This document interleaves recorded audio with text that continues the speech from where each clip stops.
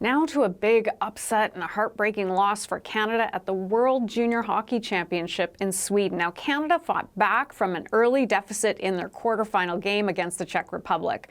But in a tie game with just seconds left in the third period, I'm going to let you watch and see what happened. Fremont works in, drops it back to Beher. And now Stancl shot scores!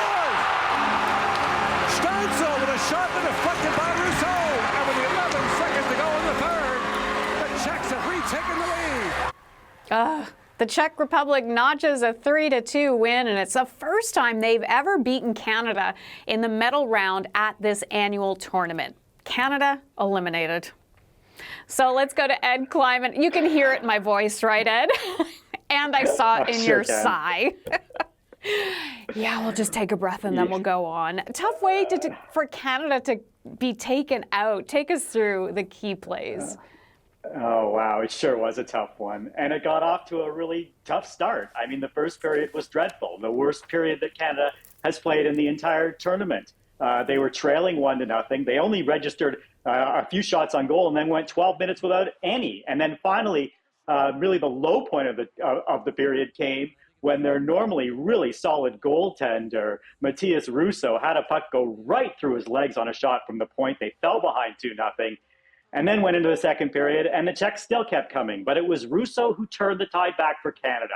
He made a spectacular save going from one side of the net to the other, and that really sparked the team in front of him. And they started to take it to the Czech Republic, and they got offense from two really unlikely sources.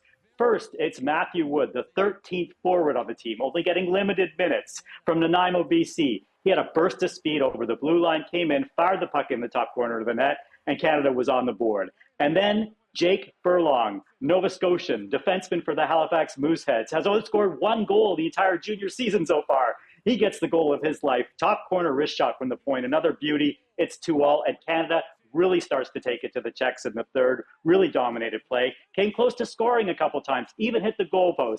And then finally, just 11 seconds left.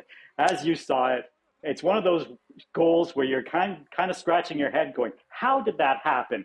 Spare a thought for Oliver Bonk, whose father is actually a former Czech star, played with the Ottawa Senators. So he grew up in Ottawa, plays for London Knights now, had the puck hit his stick, hit his foot, and then go in off the post to go into the net. I mean, the most fluky of fluky goals with 11 seconds left. There's nothing you can do about it.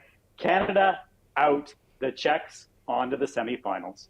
You probably couldn't see it, but there was a fan in the audience and they had their hands over their mouth at that, just gasping. It really is an unusual feeling for Canadian fans. They've won this tournament more than any other country. So where does Canada go from here?